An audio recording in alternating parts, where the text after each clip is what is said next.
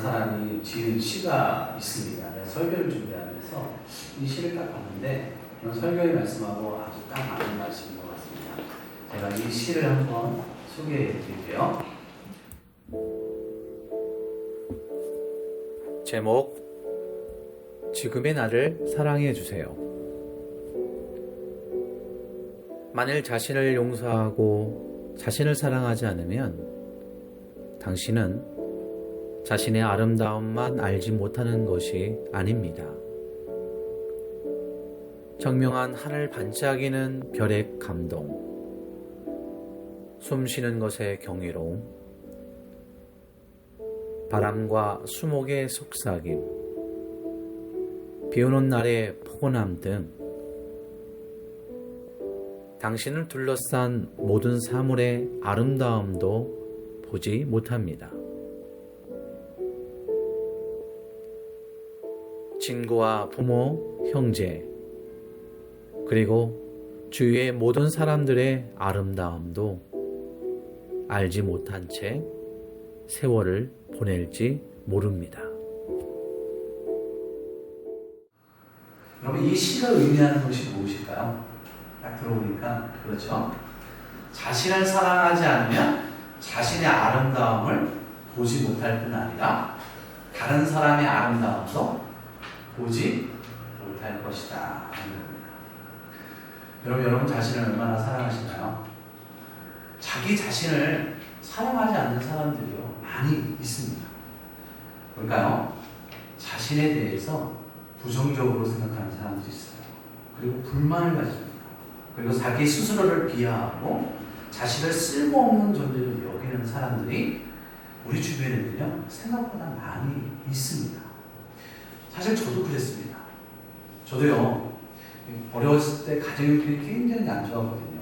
그러다 보니까 미술 시간에 준비물을 해가야 되는데 돈이 없어서 못하는 경우가 많이 있었어요. 그러니까 친구들이 저 발로 안 놀아줬어요.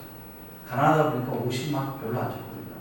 그러니까 친구들이 좀 멀리하고 그런 것 때문에 부모님을 굉장히 원망했습니다. 부모님을 원망하는 동시에 나 자신까지도 미워한 적이 많이 있습니다.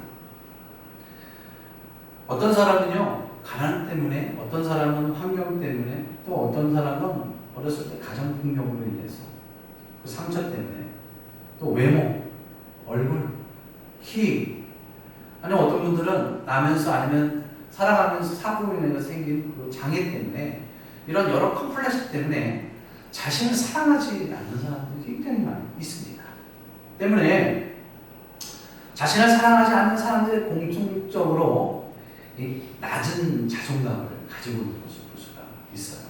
그래서 무엇인가를 실패하면 자신 스스로가 나는 역시 안 돼, 가치 없는 존재를 여기고, 그리고 자신감을 잃고 피해의식과 열등의식에 사로잡혀 살아가는 사람들이 많이 있습니다.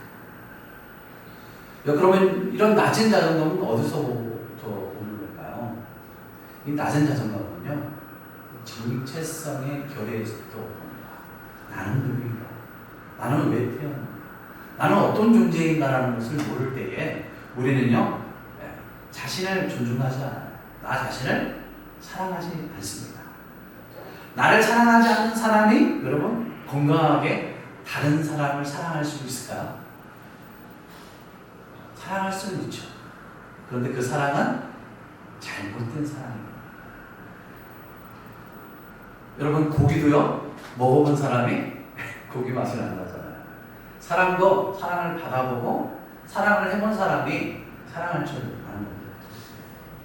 오늘 본문에는요 어떤 율법교사가요 예수님을 시험하고자 어떻게 하면 영생을 얻을 수 있습니까? 라고 예수님한테 질문을 해요.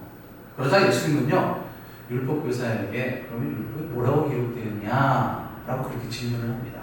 그러니까 이 율법교사가 뭐라고 이야기하냐면 누가복음 10장 27절 오늘 본문 말씀입니다. 대답하여 이르되 내 마음을 다하며 목숨을 다하며 힘을 다하며 뜻을 다하여 주 너의 하나님을 사랑하고 또한 내 이웃을 내 자신과 같이 사랑하라 하였나이다. 여러분 이 율법교사는 지금 구약 성경에 나와 있는 레위기 19장 18절 내 이웃 사랑하기를 내 자신과 같이 사랑하라 라는 말씀을 가지고 인용해서 이야기를 하고 있는 거예요. 예수님이 그 얘기를 듣고 맞아, 그렇게 행하면 돼. 그러면 너는 영생을 얻게 될 거야. 이렇게 말씀하십니다. 여러분, 율법교사에게 예수님이 전하고자 한 메시지는 뭐냐면요, 진정한 너의 이웃이 누구냐, 진정한 우리의 이웃이 누구냐 라는 것을 알려주기 위해서 예수님이 이 말씀을 하신 거예요.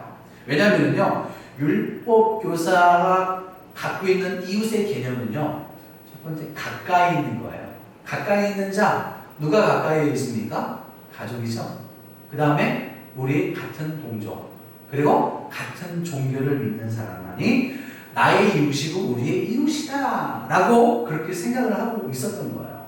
그런데 예수님은 이런 율법 교사의 개념, 생각이 옳은 것이다, 나쁜 것, 잘못된 것이다, 잘못된 것이다 라는 것을 지적하고 있는 겁니다. 그래서 이것을 이해시켜주기 위해서 그 다음 절에 선한 사마리아 사람에 대한 비유를 통해서 예수님이 말씀해 주십니다.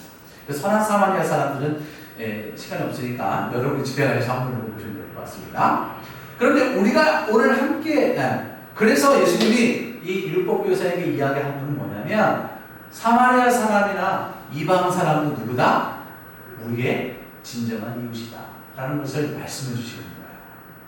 그런데요, 오늘 우리가 함께 이 묵상할 말씀은 그 사랑의 대상을 사랑할 때 먼저 우선되어야 할 것이 무엇이냐, 그것이 나 자신을 먼저 사랑해야 한다. 나 자신을 사랑할 때에 내 이웃을 비로소 사랑할 수 있게 되는 거예요. 나 자신을 사랑하지 않는데 이웃을 사랑할 수 있어요? 없다라는 것을 우리에게 다시 한번 말씀해 주시는 거예요. 여러분, 하나님 사랑과 이웃 사랑 사이에 누가 있을까요? 내가 존재하는 겁니다. 내가. 하나님의 사랑이 수직이라면 이웃 사랑은 수평이 되는 겁니다. 이것은 십계명의 핵심입니다. 그래서 십계명에서 1계명부터 4계명까지는 핵심 주제가 뭐예요? 하나님을 사랑하라. 5계명부터 10계명은 내 이웃을 사랑하라. 그러니까 이 두 계명을 균형을 잘 이루어야 되는데 이 두 계명 사이에 중간에 누가 있는 거예요? 내가 있는 거예요. 내가. 하나님의 사랑을 이웃에게 나타내야 하는데 누구를 통해 나타내는 거예요? 나를 통해 나타내는 거예요. 내 자신을 통해서 하나님의 사랑을 나타내야 돼요. 그런데 하나님의 사랑을 받은 내 자신을 하나님의 사랑으로 나를 사랑하지 않는다, 나를 미워하고 나를 증오하고 나를 가치없는 존재로 생각하고, 여러분, 이런 사람이 어떻게 이웃을 사랑할 수 있냐? 예를 들면 그런 겁니다. 이게 하나의 컵으로 사람들에게 물을 나눠주기 위해서는요, 그 컵 안에 물이 가득 담겨져 있어야 하겠죠. 그래야지 그 물을 다른 사람들에게 줄 수 있는 게 아니겠습니까? 근데 물이 없으면 물을 줄 수 없듯이 그 컵 안에는 물이 항상 가득하게 담겨져 채워져 있어야 하는 겁니다.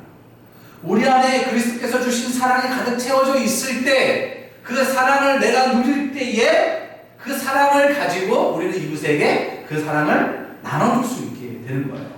그러므로 사랑해야 할 나 자신을 사랑하지 않으면 이웃을 사랑할 수 없는 겁니다. 그런데 우리는 어때요? 여러분, 자신을 사랑한다고 하지만 여러분 사랑한다고 어떤 행동을 하십니까? 우리는 우리 자신을 사랑하지 않을 때가 참 많이 있어요. 하나님을 사랑한다고 하지만 우리 자신을 사랑하지 않아요. 내 자신을 함부로 대하죠. 때로는 나 자신을 학대합니다. 몸을 혹사시켜요.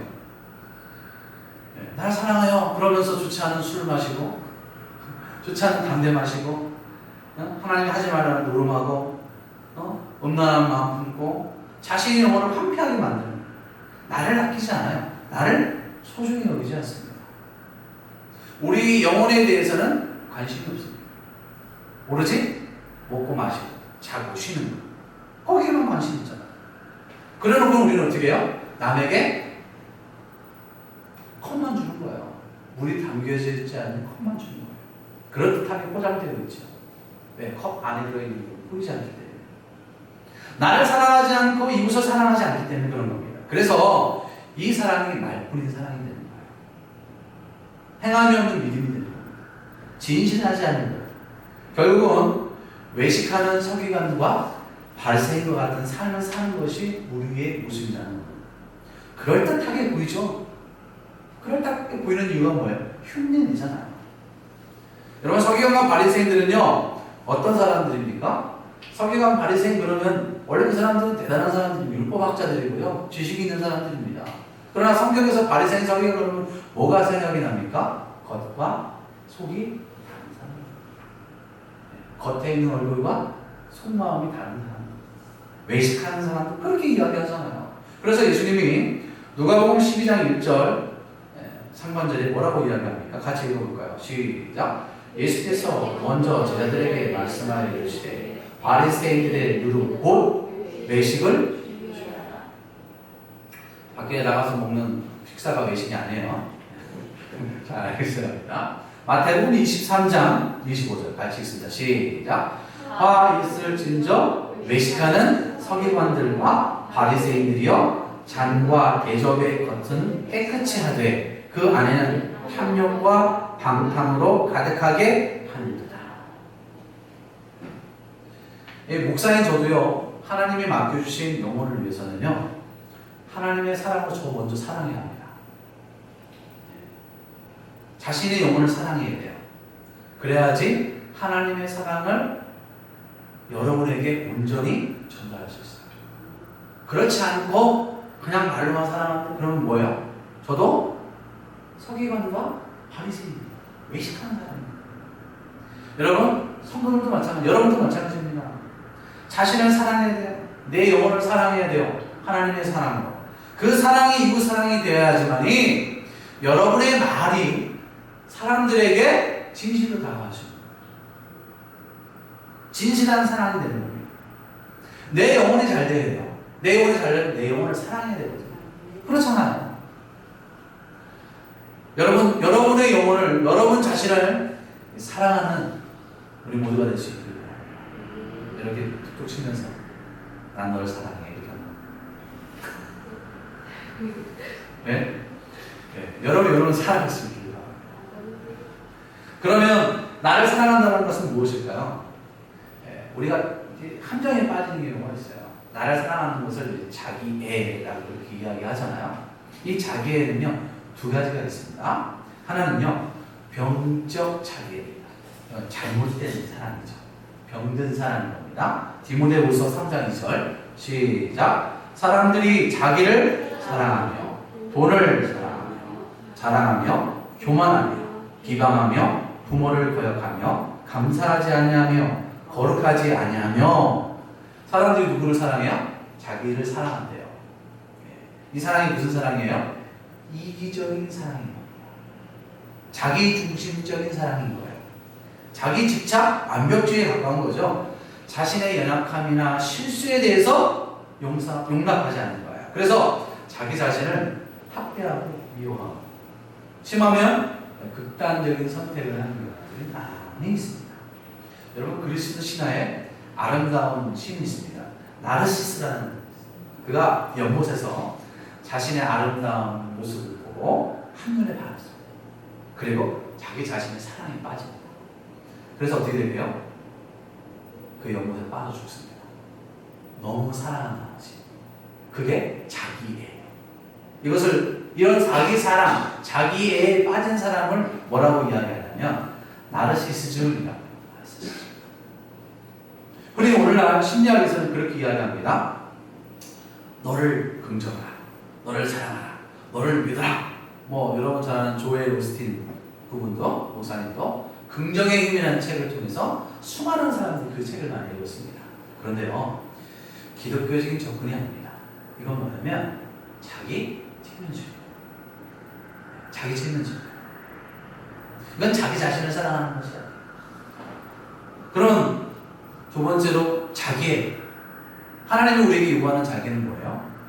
건강한 자기인데, 이것은 나 자신 있는 모습 그대로를 인정하는 거예요. 수용하는 거예요. 받아들이는 겁니다. 자신의 약점과 연약함과 그 아픔까지도 내 스스로가 받아들이는 거예요.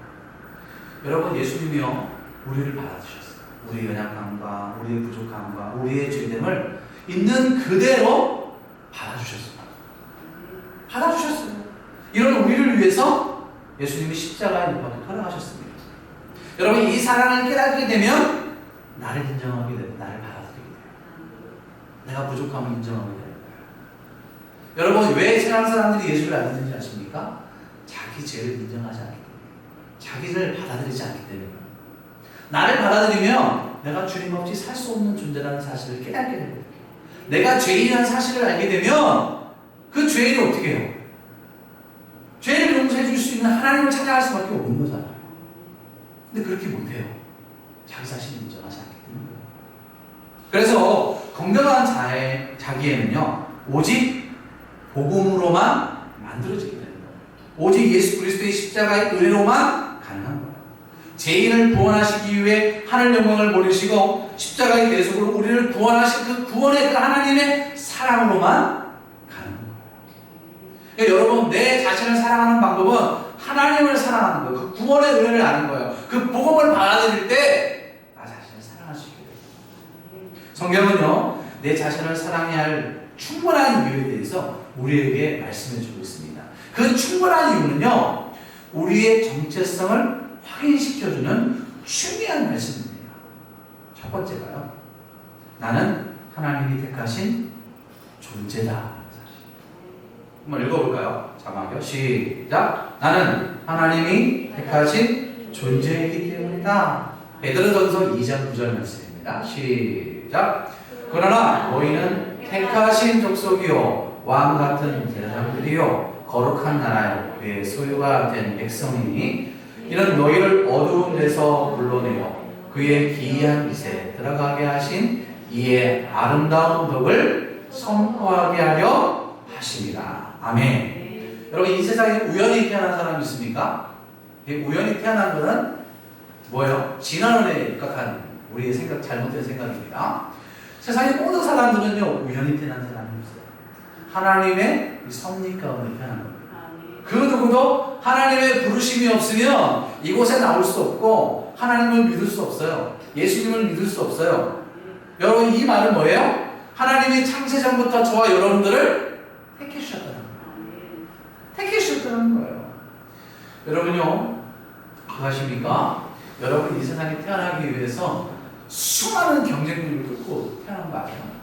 제가 보니까요 1억 분의 1이에요. 네.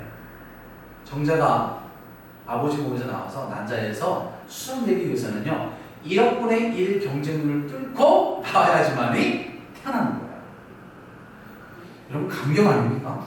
놀라운 일이 아니에요? 그것도 대한민국 땅에, 목포 땅에 이 더 행복한 교회에 앉아있다는 그 사실은요 정말 그 은혜 아니면 깨달을 수 없는 사실이에요. 여러분, 택했다라는 말이 무슨 말이냐면 부르셨다라는 거예요. 하나님이 왜 부르셨어요? 아까 우리가 베드로전서 2장 9절에 그런 말씀이잖아요. 너희를 어두운 데서 불러내어 그의 기이한 빛에 들어가게 하신 이의가 누구예요? 하나님이잖아요. 예수님이잖아요. 그 하나님을, 하나님의 아름다운 덕을 선포하기 위해서 하나님이 우리를 선택하십니다. 그 아름다움을 선포한다는 게 무슨 뜻이냐면요, 하나님의 영광을 드러내기 위해서, 하나님의 영광을 나타내기 위해서 하나님이 여러분을 부르신 거예요. 여러분을 택하셨다는 거예요. 그래서요, 무엇을 먹든지 마시든지 다 하나님의 영광을 위하여 이렇게 말씀하고 있잖아요. 그러니까 여러분, 공부하는 것도요, 그렇죠? 우리 참 공부하는 것도, 또 직장에서 열심히 일하는 것도요, 가정에서 가정을 돌보는 것도요, 모든 일, 먹고 마시고 자고 모든 것들이 결국 누구를 위해서 하는 거예요? 하나님을 위해서. 우리 학생들 공부 왜 해요? 우리 부모님이 공부하라고 해서 부모님을 위해서 공부하는 거예요. 나 잘 돼야 되잖아요. 그게 아니잖아요. 그렇죠? 예수 믿는 사람들의 궁극적인 목적은 뭐냐면 하나님의 영광을 드러내기 위해서 하는 거예요. 남기기 위해서 하는 거예요. 이 사실을 잘 알고 있어요. 여러분이 하나님의 택하심을 받은 존재라는 사실을 여러분 믿을 수 있기를 주의 이름으로 축복합니다. 정체성이 막 팍 올라가죠. 두 가지 볼까요? 두 번째요. 자, 두 번째 같이 읽어보겠습니다. 시작. 나는 이 세상에서 가장 존귀한 존재이기 때문입니다. 시편 16편 3절입니다. 시작. 땅에 있는 성도들은 존귀한 자들이니 나의 모든 즐거움이 그들에게 있다. 땅에 있는 성도들 누구를 이야기하는 겁니까? 저와 여러분을 이야기하는 거예요. 저와 여러분들이 어떤 분이라고요? 존귀한. 존귀하다는 말은 뭐냐면 귀한 존재라는 거예요. 귀한. 여러분 70억 인구 가운데요. 여러분이랑 똑같은 사람 있을까요? 똑같은 사람은 한 명도 없습니다. 단 비슷하거나 닮은 사람은 있겠죠. 여기에 기타가 한 대가 있어요. 근데 세계에서 기타가 딱 한 대밖에 없어요. 그럼 이 가치가 어떨까요? 그렇죠. 저는 부자인 거예요. 이거 한 대만 팔아도 평생 먹고 살 수 있습니다. 귀하고 존귀하고 소중한 걸수록 가치가 높은 겁니다. 여러분 왜 금이 비싼, 왜 가치가 있어요? 별로 없어서 그런 거예요. 여기 가도 금 저기 가도 금 그 가치가 있겠습니까? 가치 없는 겁니다. 여러분들은요 세상에서 한 명밖에 없어요. 왜 한 명밖에 없는지 아십니까? 하나님이 여러분의 가치를 높여주시기 위해서. 세상에서 단 한 사람밖에 안 만드십니다. 게다가 여러분 누가 만드셨어요? 하나님이 여러분 만드셨죠. 하나님이 어떤 분이세요? 최고의 예술가세요. 최고의 예술가가 최고의 작품을 만드는 겁니다. 그게 저와 여러분들이에요. 근데 우리를 만들 때 하나님이 실수하실까요? 하나님 실수하셔서 눈 하나 덜 만드셔요? 아니죠. 최고의 예술가가 최고의 작품을 만드는 겁니다. 실수하지 않으세요. 평등한 거예요. 존귀하면서 다 평등한 거예요. 그래서 내성마비 송명이신 그런 얘기를 했잖아요. 공평하신 하나님. 공평하신 하나님. 유명한 화가가요 그린 작품에는요 선 하나만 딱 그려도요 그게 몇백만 원, 몇천만 원. 우리 유라성도님이 캠퍼스에다가 엑스트라 딱 그려놓고 갖다 줘봐요. 장난합니까? 그죠? 그러나 최고의 예술가가 선 하나 딱 갖고 갖다 주면 그게 뭐예요? 몇백만 원짜리 작품이에요. 왜 그런지 아십니까? 누가 그렸느냐 누가 만드냐에 따라서 가치가 달라지기 때문에. 네, 여러분 하나님을 창조하셨잖아요. 그러니까요, 여러분 외모에 대해서 조금이라도 창피하게 생각하고, 직업에 대해서 조금이라도 창피하게 생각하지 마십시오. 부끄럽게 생각하지 마십시오. 가장 처한 환경에 대해서 부끄럽게 생각하는 사람은 제일 못난 사람이에요. 직업에 대해서 부끄럽게 생각할 때 다 직업 누가 주신 거야? 하나님이 주신 거예요. 그러니까 하나님이 주셨기 때문에 처한 그 직업 환경 가운데 나는 어떻게 한대요? 아까 이야기한 것처럼 하나님의 그 빛을, 하나님의 영광을 드러내는 그 사람이 하나님 볼 때는 최고의 사람이에요. 최고의 사람인 거예요. 우리 자녀들, 제가 어렸을 때 우리 부모님 원망했다고 제가 아까 얘기했잖아요. 우리 자녀들, 우리 부모님이 저런 직업을, 우리 부모님은 사랑이었으면 얼마나 좋았을까. 대기업, 그런 생각할 필요 없다. 여러분, 그런 생각 갖고 있으면요, 누구를 모독하냐? 하나님을 모독합니다. 왜? 하나님이 그렇게 창조하셨기 때문에.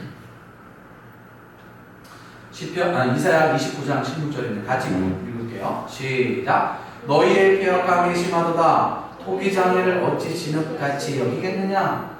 지음을 받은 물건이 어찌 자기를 지음이에 대하여 이르기를 그가 나를 짓지 아니하였다 하겠으며, 빚음을 받은 물건이 자기를 빚은 이에게 대하여 이르기를 그가 총명이 없다 하겠느냐? 이 말이 뭐야? 하나님이 하나님이 우리를 만드셨잖아요. 불평하지 말라는 거예요.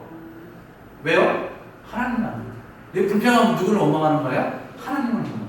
하나님을 모독하라는 거예요. 그냥 눈, 코, 입, 귀 붙어있을 때 붙어있는 사람이 최고 미남미녀입니다. 옆 사람 한번 보십시오. 눈, 코, 입 제대로 붙어있나? 제대로 붙어있죠? 그 사람이 최고의 미남미녀예요. 아멘? 먹고 살아갈 집이 있으면 그 사람이 부자인 거예요. 부자인 거예요. 성경은 우리 그렇게 이야기하고 있잖아요. 하나님이 6일 동안요 천지 만물을 창조하셨습니다. 그리고 제7일에 안식하셨잖아요. 근데 인간이 며칠에 창조됐어요? 6일에 창조됐습니다. 6일째.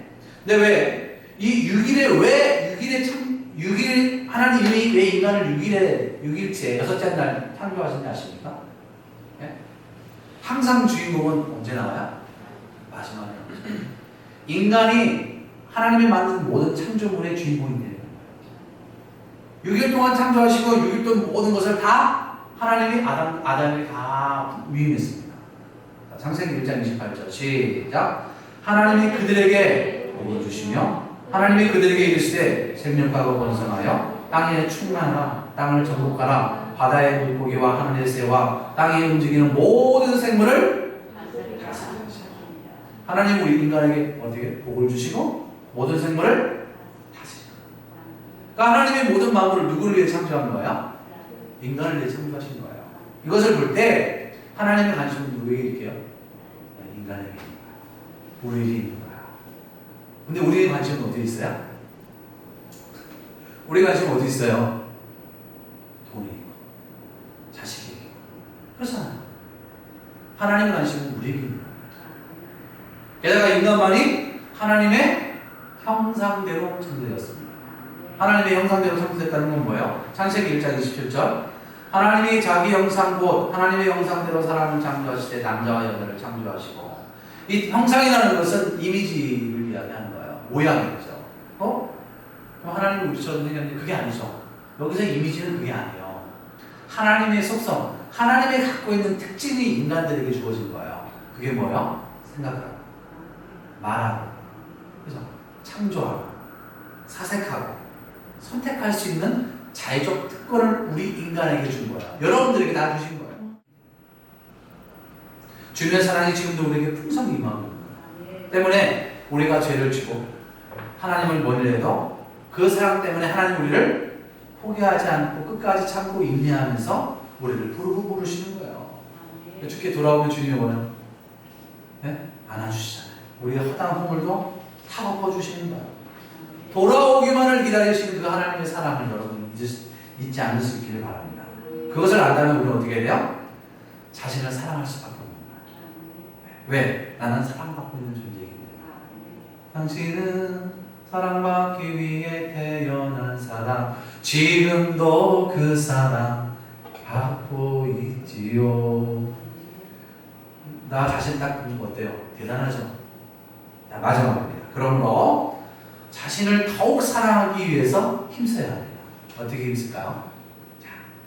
자신을 축복하십시오. 여러분 자신 축복한 적 있습니까? 남은 축복을 많이 했죠. 당신은 사랑받기 남은 축복. 나 자신을 축복한 적은 별로 없을 거라고 제가 생각이 듭니다. 여러분 두 발 이렇게 한번 이렇게 앞으로 쭉 내려오십시오. 그리고 자신을 이렇게 딱 안아보십시오. 그리고 이렇게 이야기했어. 자기 이름을 대면서 사랑한다 마누아. 사랑한다 유명아. 마누이라고 하는 사람은 죽지 없겠죠? 딱 안아주세요. 사랑하는 만큼 사랑한다 마누아. 사랑한다 유명아. 축복한다 마누아. 축복한다 유명아. 괜찮아. 지금까지 잘했어. 앞으로 힘내자. 넌 하나님이 택한 자녀야. 나는 세상에서 가장 존귀한 존재야. 나는 하나님의 사랑을 지금도 받고 있어. 앞으로도 받을 거야. 여러분 이렇게 자신을 축복하고 사랑할 수 있는 자가 되길 바랍니다. 두 번째는요, 자신을 죄에서부터 지켜주셔야 합니다. 나 자신의 가장 치명적인 적은요, 죄입니다. 죄 때문에 나 자신을 사랑하지 못하는 거거든요. 나를 사랑하지 않는 것은 죄 때문에 그런 거예요. 그러니까 죄를 여러분 어떻게 해야 돼요? 멀리 하십시오. 몸에 해로운 거, 하나님이 하지 말라고 하는 거 다 내려놓으세요. 그게 나를 죄에서부터 사랑하는 겁니다. 마지막으로 하나님을 더욱 사랑하세요. 하나님을 더욱 사랑하십시오.